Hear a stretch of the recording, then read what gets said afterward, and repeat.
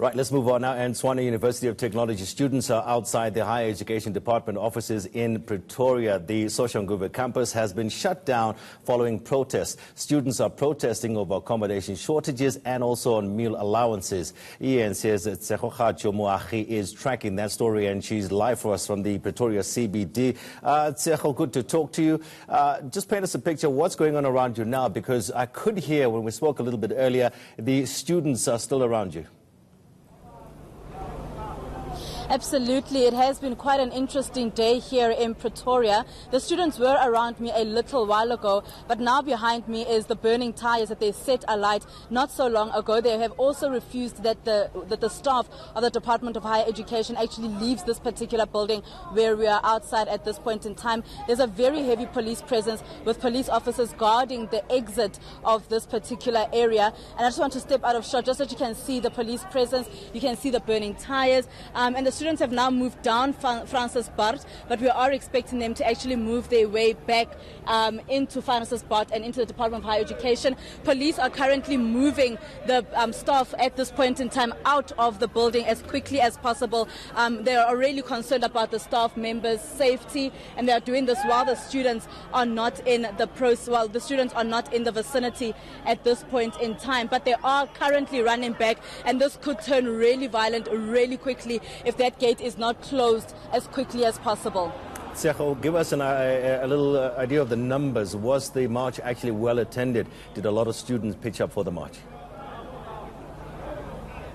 Well, there was quite a large number of students at the Soshanguve campus, where they've closed both the north and the south campuses there. But the turnout here has not been that bad, or that big rather. There aren't really that many students here in this particular area. These are students from the TUT main campus, which is the one in Pretoria West. And they are also demanding the same thing that the Soshanguve students are demanding, which is that they want for their NSFAS meal allowances to be paid out. They're saying that they are struggling to study because of this situation, and they are really just calling on NSFAS and the Department of Higher Education to just come forward and just give them an idea as to when they'll be getting paid, so that they can actually have their meal allowances. But when I did speak to TUT management not so long ago, they did mention to us that the situation here is not just about TUT or NSFAS. It is also about a policy. It's also about a national policy situation.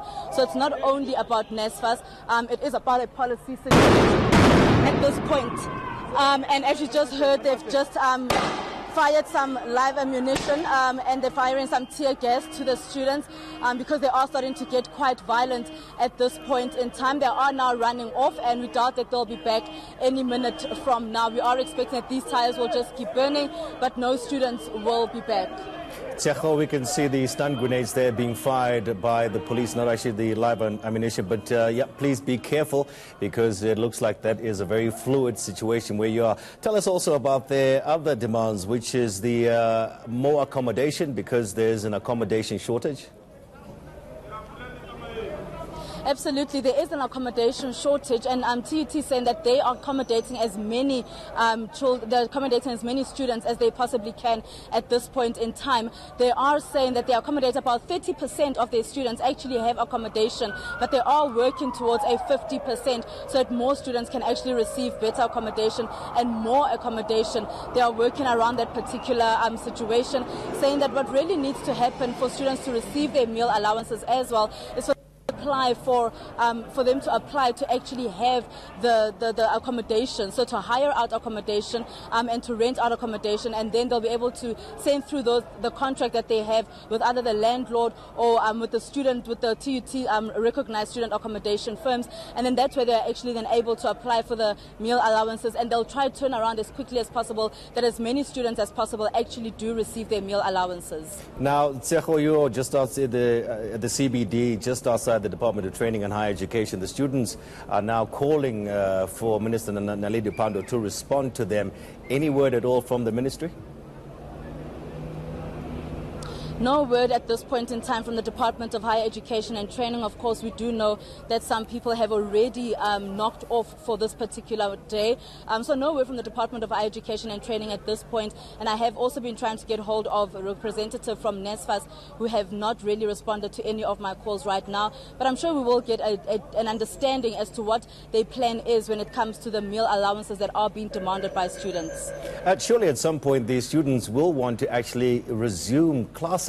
Have you spoken to some of the students, and are some of them concerned that maybe this might be taking a little longer than they thought it would? Well, what happened now, the situation with what's happening at the Tshwane University of Technology in Pretoria West is that they have been on strike about meal allowances for quite some time now, and TUT in Soshanguve was actually quite quiet and quite silent until this morning, and they are saying that they are now upset and that they are fed up with waiting for response from the Department of Higher Education or for response from NSFAS. So they will be continuing with the situation until they get what they want, saying that the Minister of Higher Education and NSFAS will actually respond while they are on the streets, while they are marching. They are demanding that they be heard, and today they've really made themselves heard quite loud and clear that they will continue marching until they actually get some form of allowance and until it's paid out to them.